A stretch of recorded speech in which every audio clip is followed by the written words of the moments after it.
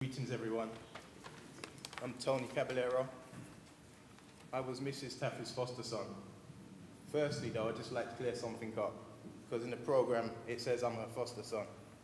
This word confused me for a long time, because there's no one in the world that could tell me that Mrs Taffe wasn't my mum. Anyway, one day I looked up the word foster parent and saw that it just meant that there was no biological or legal ties. But I think I speak for all the foster children when I say Mrs Taffe, Mummy, exceeded my definition of a foster parent. Mummy had unconditional love for us all. Her home was always our home. She fed us when we were hungry, and she nursed us when we were sick, and she beat us when we were naughty. One thing that sticks out vividly in my memory about Mummy is her strength of character. Any of you who knew her knows exactly what I mean. Mummy had a warrior spirit. She was strong. So when I heard last year that she had 30% chance of survival, I thought to myself, those doctors don't know Mummy. If one thing Mummy likes best is a challenge, and challenge it she did. Mummy defied the odds and lived another year. But even great warriors pass on eventually. I got to see her a month before she passed on. When I went to see her, she'd done something I'd never seen her do before, which was cry. Although I never found out why she was crying, I believe that she never wanted me to see her in that condition. But Mummy, don't worry, because I'm here to testify that you're a strong woman. I'll always love you. Thank you. I'm free. Don't grieve for me, for now I'm free. No more pain and carers to tend to me. I'm going home to my husband and my sons, you see. I took his hand when I heard him call. I turned my back and left you all. I could not stay another day because my brother Harry was leading the way. I found peace at 6 on 3rd March 2007. If my parting has left a void, I'm sorry. But I've gone to heaven. Remember the good things about me, my fun, laughter, and generosity. I didn't say goodbye, for we were in a hurry to meet our greeting party. I wish you the sunshine of tomorrow. To Millie and Joseph, I love you much. Good friends, good times, a loving touch. If my time seems all too brief, don't lengthen it now with undue grief. Lift up your hearts, joy and peace to thee. God wanted me now, he has set me free.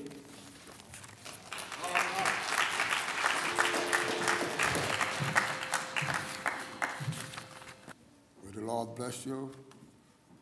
We hope when your time ready, that you will come and join us on the choir.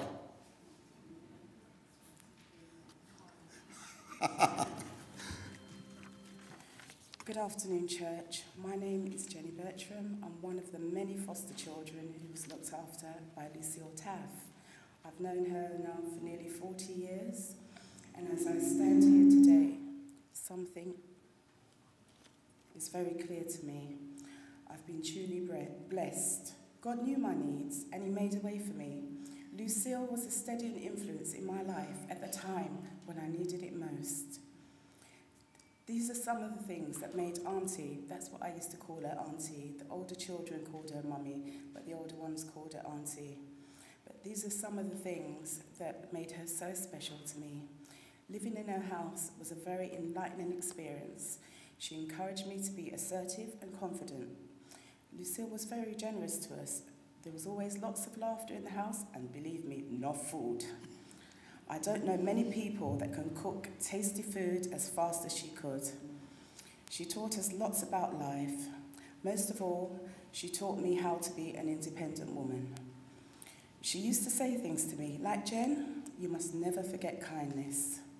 Well, I will never forget the kindness that she has shown to me and my son. She looked after my son from the day that he was born until he was 11 years old, and she never took a holiday. To all foster parents, I'm an example to how such a big difference will make when you take a child into your home and you treat them as your own. Remember, you stand tall when you stoop to help a child. Millie, try and take some comfort in knowing that you did the very best for your mum. Try to forgive the gossipers who have criticised you, because really they're not in touch with reality. Only God really knew the pain and the suffering that your mum was going through, and he took care of the situation. Joseph, some children have never had the privilege to know their grandparents. You had a very special relationship with your grandmother. Keep the memories. It's a sad time right now, but by God's grace and his mercy, you will be able to get through this season. And during the week, I spoke to one of my foster sisters, Alda, in America, and I requested that she send an email tribute to me, which she did, and I'm glad to say that Abby will now read it to you. This is from Alda. Auntie had so much love and patience with me. Having gone to her from another foster home, she made my life easier and more stable. She was always there when I got home from school, with dinner waiting. She was very strict about getting home on time. When we went out, I will always remember when we used to try and sneak out, she always had this sixth sense and could always tell when we were up to no good. Auntie was a warm, loving and compassionate woman, full of laughter. Her life was a gift to us, to all of us, a gift that not even death can take away. Now that she is gone and we are left here to carry on, our memories of her will get us through and keep her with us always. Love, Alda. May I take this opportunity, Millie? Millie, I've known you since me and you were 11, and I'll never forget the day when you took me home with you, because it's like I never went home.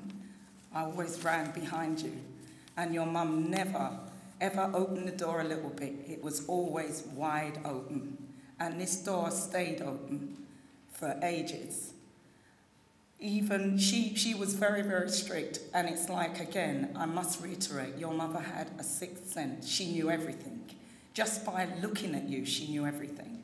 And I will never, ever forget how she tried to allay my father's fears by inviting him round for Christmas, one Christmas, because she knew I was under thumb, just like you were, but you were more sort of mischievous about us getting out when we weren't supposed to.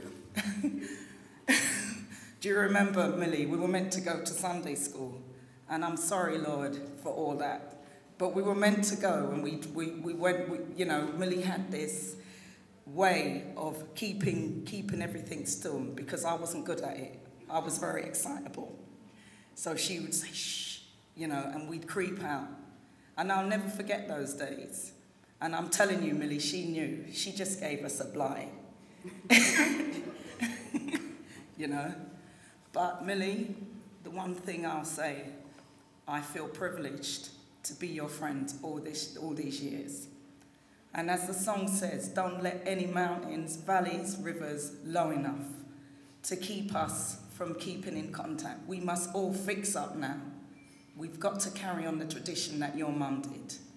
That's keep in touch. That's all I want to say.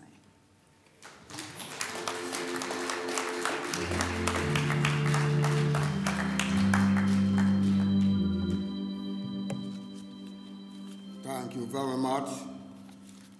We do thank God for the life of Lucille, and we can see that she did not live for herself alone, but she lived for others.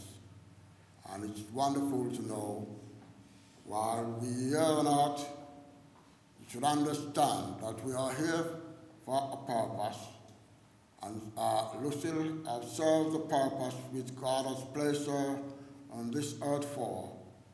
She had not lived for herself alone, but she lived for others. May she rest in peace. I went to the house where she used to live. The grass has grown up and covered the door.